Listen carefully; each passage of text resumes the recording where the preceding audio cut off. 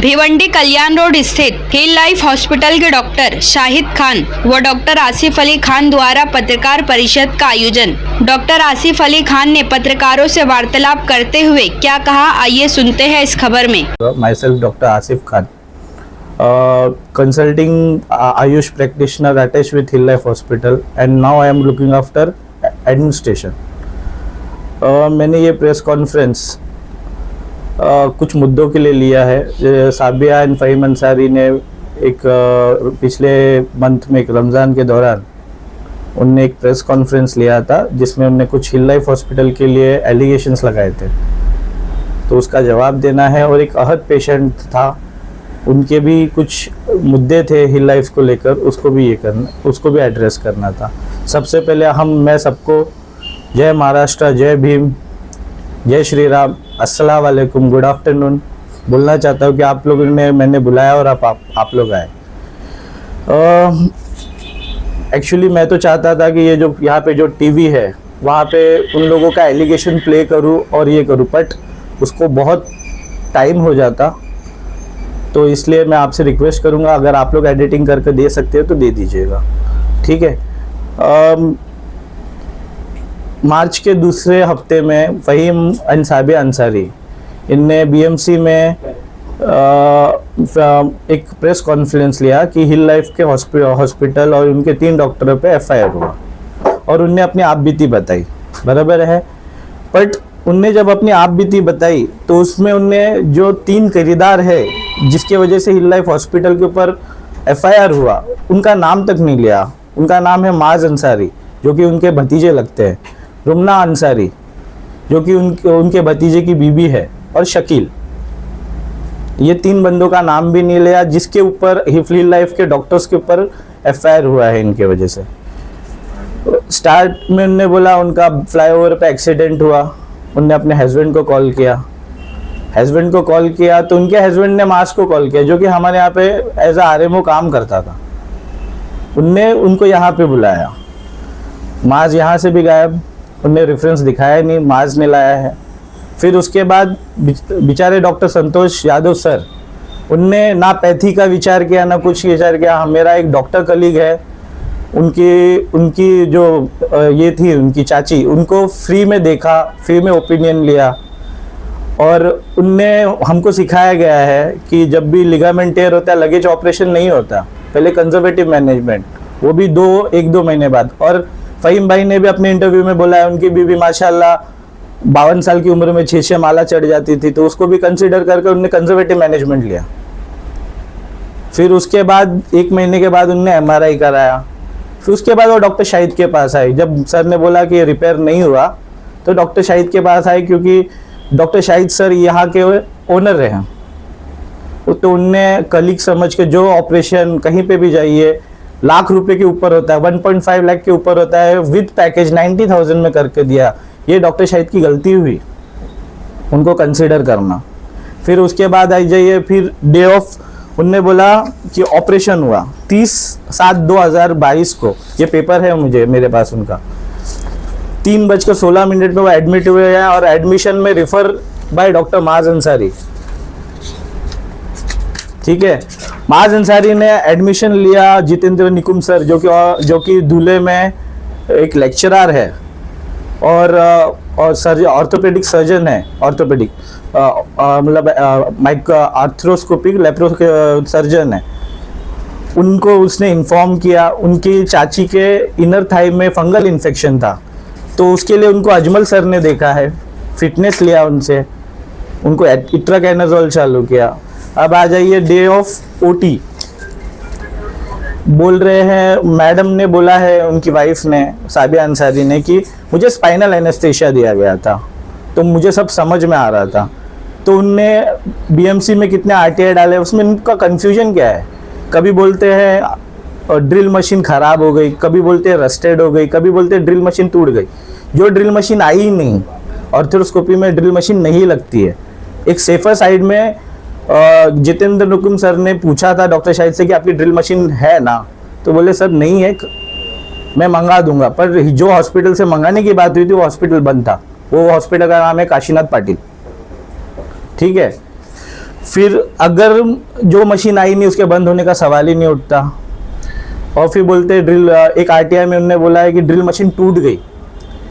भाई 52 years female, menopause मतलब मासिक पार्टी बंद हो गई है, वैसी औरतों को तो कैल्शियम दिया जाता है, उनका बोन इतना स्ट्रांग था कि ड्रिल मशीन टूट गई।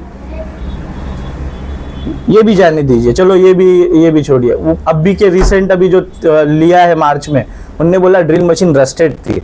अरे जो बंदा जो सर पूरे मतलब एक कॉलेज में, एमबीबीएस कॉलेज में लोगों को लेक्चरर है, वो किसी के प्रेशराइजेशन में आकर के रस्टेड ड्रिल मशीन यूज करेगा?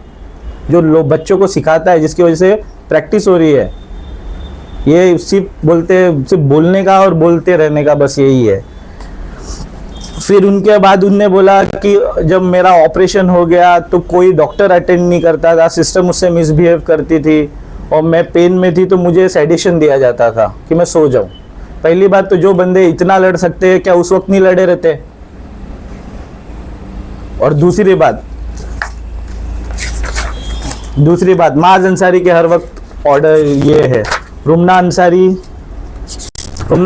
का ये है, कौन है रुमना अंसारी, RM उनकी भतीजी की बीवी। मतलब मैं क्या बोलूँ, हिल लाइफ हॉस्पिटल इनके भतीजी मतलब इनके साथ मिसबिहेव कर रहा था तो इनके भतीजी और भतीजे का हाथ था। अपने ही रिलेटिव को इन लोगों ने सेडिशन दिया। मतलब एलिगेशन की बात होनी चाहिए, जब डॉक्यूमेंटेशन है तो झूठ भी नहीं बोलना चाहिए। और फिर रमजान के मौके पे बोल रहा हूं, ठीक है। फिर उसके बाद उनके हस्बैंड का एक ये था कि मेरी वाइफ को मैंने एक टेगीसाइक्लिन, मैंने उनका इंटरव्यू देखा, टेगीसाइक्लिन एक दिन में 27,000 का मेडिसिन दिया, ठीक है। तो टेगीसाइक्लिन उनने कंसल्टेंट भी बुलाए थे, एंटीबायोटिक रेजिस्टेंट कंसल्टेंट, है ना। तो मेरा एक बात है, मेरा एक चीज़ पूछना है, मेरे यहाँ पे तो उनको सिर्फ पिप्टाज और एमिकैसिन दिया गया है, ठीक है। और ड्यूरिंग हॉस्पिटलाइजेशन उनका 30 को एडमिशन हुआ है, 31 को ऑपरेशन हुआ है, और उसके बाद वो 5 तारीख तक मेरे यहाँ पे एडमिट है। ना उनको फीवर आया, ना उनको ऑपरेटिव साइड में रेडनेस हुआ, सिर्फ स्वेलिंग थी, वो भी उनको फिजियो दे रहे थे इसलिए, ठीक है। ड्रेन था, ड्रेन भी उनकी भतीजी ने ही लिखा है कि निकाला है, बहू ने बोला है निकाला है, ठीक है। ड्रेन का मतलब मैं बहुत लोग मेडिको नहीं हो इसलिए बता रहा, कोई जगह रहती है जहाँ से हमको गंदगी निकालनी रहती है, वहाँ पे रख देते हैं। और वो ड्रेन हम कब निकालते हैं, जब उसका जो क्वांटिटी रहता है कम होते जाता है। तो जब वो क्वांटिटी कम होने पे हमने 3 तारीख को ड्रेन निकाला है, इनकी भतीजी ने लिखा है फीवर स्पाइक नहीं है हॉस्पिटल डोलाइजेशन में कहीं पे भी। तो ये हॉस्पिटल में इन्फेक्शन कैसे हुआ? वो घर पे गए, कभी हिल लाइफ में आए नहीं। उनने अपने भतीजे को उस टाइम उनके लिए वो बोलते हैं ना, उनका डिग्री है BUMS, तो उस टाइम उनके लिए वो बोलते हैं ना एक कॉम्पिटेंट डॉक्टर थे। उनने वहाँ पे घर में ड्रेसिंग किया और फिर उनको इन्फेक्शन हुआ। तो इस ना डॉक्टर जितेंद्र हुकुम को फॉलोअप के लिए बुलाया या ये लोग आए नहीं, इसमें हमारी क्या गलती है? एक शकील को लेकर उनके भांजे ने खुद से कर ड्रेसिंग किया। तो जब इतना सारा प्रूफ है तो फिर हिल लाइफ के ऊपर कैसे एलिगेशन?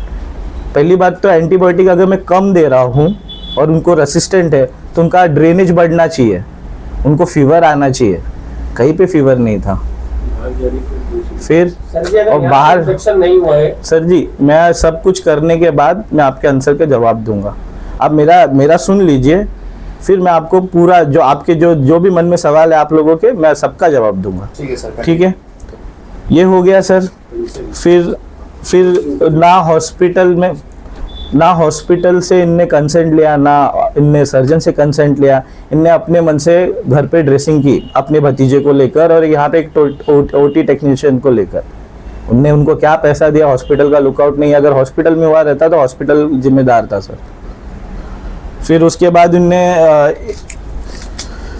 बाद उनने बोला कि मैं बाहर दिखाया, क्या मुलुंड में कोई सर को दिखाया orthopaedic, he is also well known, और वहाँ पे उन्होंने ऑपरेट किया। सर अगर वो सर ने बोला कि हिल लाइफ से निग्लिजेंसी हुई तो अगर सपोज यहाँ से कोई भी पेशेंट जाता है या मेरे पास कोई भी पेशेंट आता है और मुझे लगता है दूसरे हॉस्पिटल से निग्लिजेंसी हुई है, तो मेरा पहला फर्ज बनता है एमएलसी करना, मेडिको लीगल केस। तो वो सर ने हिल लाइफ पे मेडिको लीगल क्यों नहीं किया, ये भी एक पॉइंट आता है। फिर दूसरा सर वो लोग मतलब वो एक कागज़ दिखा रहे थे कि मेरी वाइफ परमानेंटली डिसेबल्ड हो गई, ऐसा ऐसा करके दिखा रहे थे। वो टेम्परेरी था सर, डेट ऑफ इशू और एंड डेट आप जाकर उनसे मांग लीजिए तो आपको पता चल जाएगा। अभी आप लोगों में से भी अल्लाह ना करे किसी का हाथ टूट जाए तो मैं भी दिला दूंगा सर कि हाँ ये बंदा 6 महीने तक काम नहीं कर सकता। ठीक है सर, इतना होने के बाद ठीक है, मतलब उनकी चाची हुई थी एडमिट 30/7/2022, ठीक है, और डिस्चार्ज हुई थी उनकी चाची 5 तारीख को इसमें अगस्त में। फिर माज अंसारी 4 महीने बाद, जब उनका चाचा हमसे लड़ रहा है, हमने मेडिकल निग्लिजेंसी की है, अपने खुद के डैड को एडमिट कराते हैं। ऐसा कौन सा रिश्तेदार है सर, मैं भी जानना चाहता हूँ कि अगर हम में से घर में से अगर किसी को कुछ हो जाए ना कोई हॉस्पिटल में, अगर उसकी निग्लिजेंसी की, तो हम लोग हॉस्पिटल की तरफ थूक कर भी नहीं देखेंगे।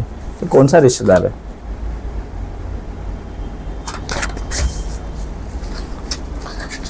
और सर इतना सब कुछ होने के बाद हिल लाइफ हॉस्पिटल पे शकील अंसारी, माज अंसारी के स्टेटमेंट पे हिल लाइफ हॉस्पिटल पे एफआईआर होता है, उनके 3 डॉक्टर्स पे होता है।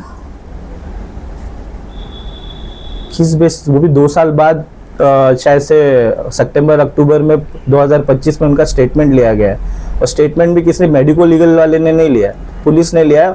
और उस बेसिस पे बोलते हैं ना, उस बेसिस पे सिविल सर्जन ने दे दिया। I am shocked. ये देश का कानून है, एक गुंडे, एक क्रिमिनल, एक मर्डरिस्ट को भी ना अपना बोलते ना पक्ष रखने का हक दिया जाता है। कैसे हुआ मुझे नहीं पता।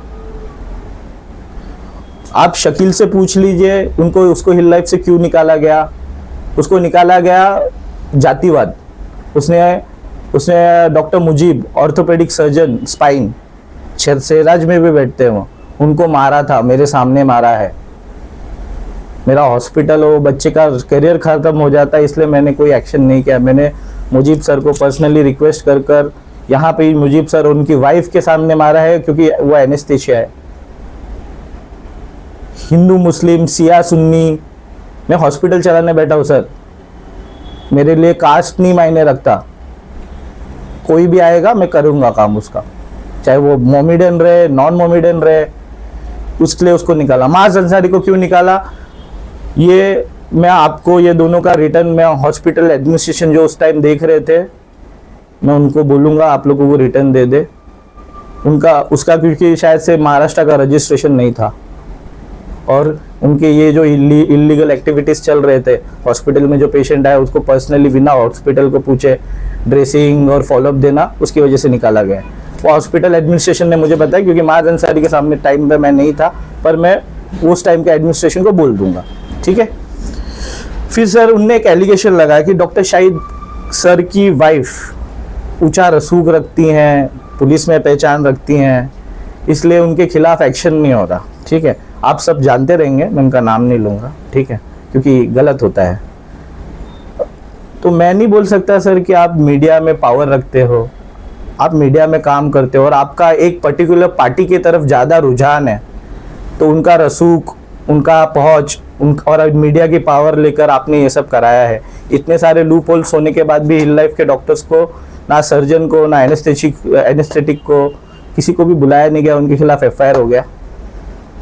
आता है एक कॉमन पर्सन के बीच में भी आएगा, और उसमें भी बोले मशीन स्टेराइल नहीं था। शकील का सर 28, 27, 28, 30 और 31, अगर मैं गलत नहीं हूँ, मुझे जितना याद है, इंस्ट्रूमेंट्स फ्यूमिगेशन का बोले स्टरलाइजेशन का शकील का नोट्स है, साइन करते हैं। और फॉगिंग हुई है, पूरा ओटी फ्यूमिगेट हुआ है। मेरे यहाँ पे लेमिनार ओटी है, तो भी हम लोग ने पूरा ओटी फ्यूमिगेट किया है, उसका भी मेरे पास है।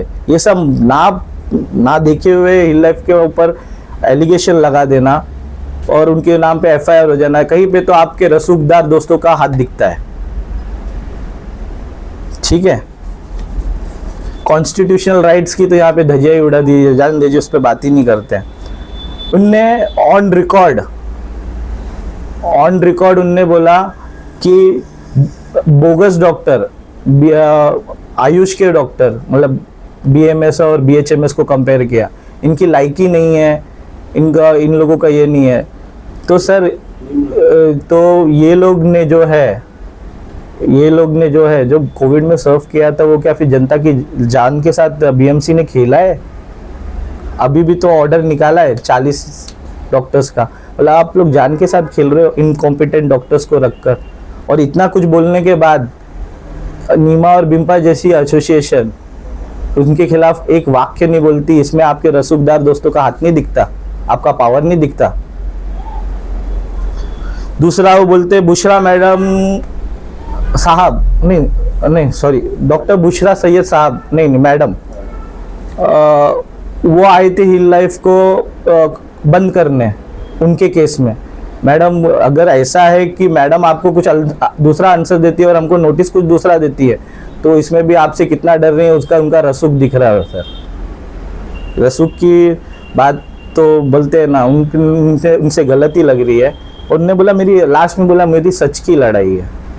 सर ये कौन सी सच की लड़ाई है जहाँ पे सब कुछ छुपाया जा रहा है? मेरी भी सच की लड़ाई है। और मैं एज ए हिल लाइफ, जब तक मैं एज ए हिल लाइफ में हूँ, एज ए हिल लाइफ का पार्ट हूँ, आप कंज्यूमर फोरम जाओ, हाई कोर्ट जाओ, सुप्रीम कोर्ट जाओ, एज ए नेवी पर्सनल जो मेरे डैडी ने सिखाया है मुझे, I will fight till the end. Supreme court में जाइए आप, मैं सुप्रीम कोर्ट तक लड़ूंगा आपसे, क्योंकि ये आपकी निग्लिजेंसी है, हॉस्पिटल की नहीं है। तो ये बोलते ना सत्यमेव जयते, जब तक नहीं होगा ना तब तक मैं तो शांत नहीं बैठने वाला, जब तक मैं जिंदा हूँ। मर गया तो अल्लाह ताला। फिर ये हो गया सर। दूसरा एक पेशेंट था, रमज़ान के टाइम 2, तीसरे या चौथे रोज़े में उनका एक्सीडेंट हुआ था। वो पेशेंट का नाम था अहद अंसारी। अल्लाह वो बच्चे की रूह को आराम दे, और किसी माँ बाप को बोलते हैं ना, भरी जवानी में अपने लड़के की लाश ना देखनी पड़े।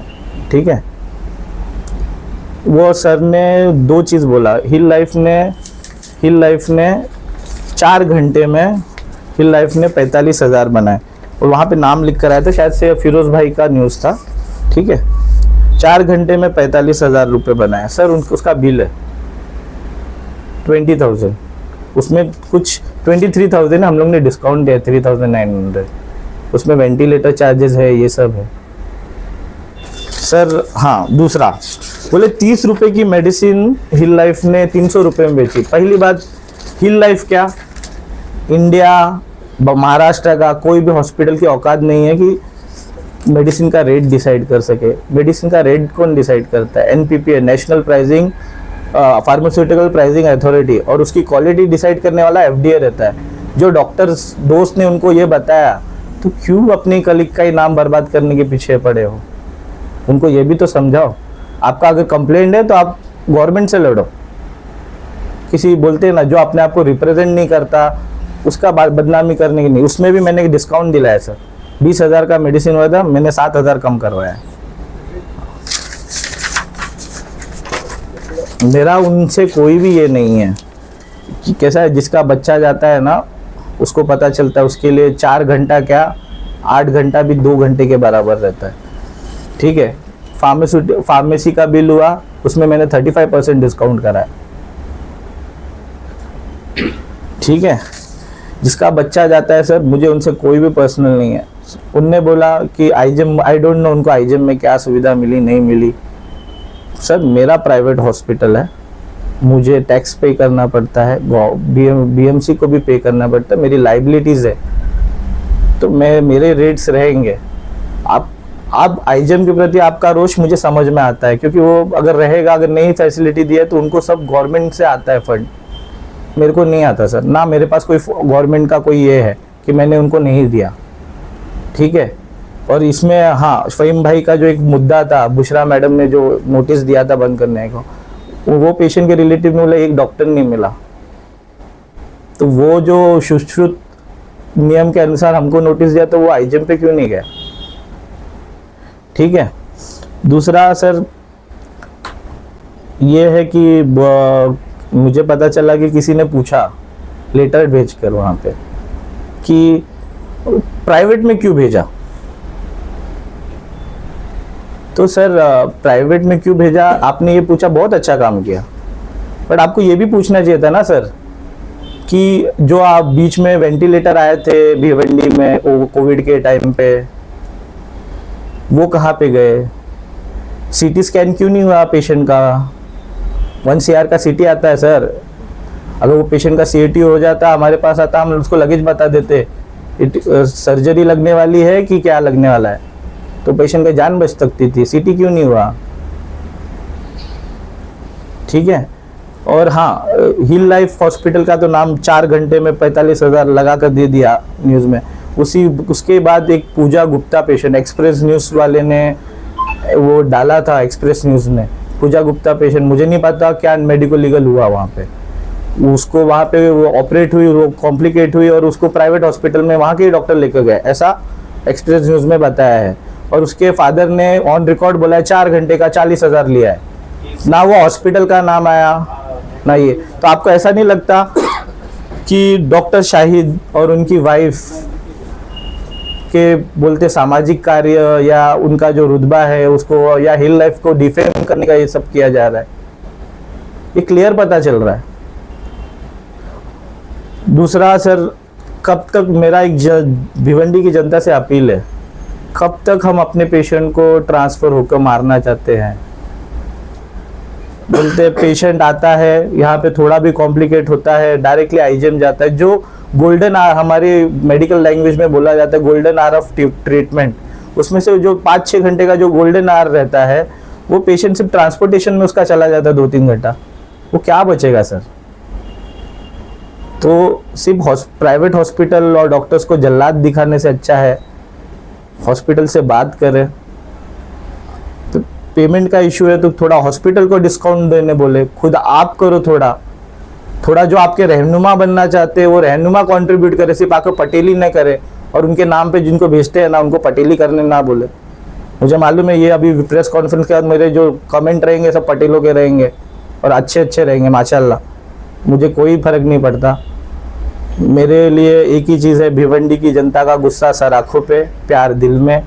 बट मैं यही चाहता हूँ कि 7 साल से सुनते सुनते तंग आ गया हूँ कि भिवंडी को आईजीएम को थाना सिविल बनाएंगे, आईजीएम को जेजे बनाएंगे, कुछ नहीं हो रहा है। बट कम से कम अपने रिलेटिव्स, अपने भाई बहनों को तो मरने से बचाओ।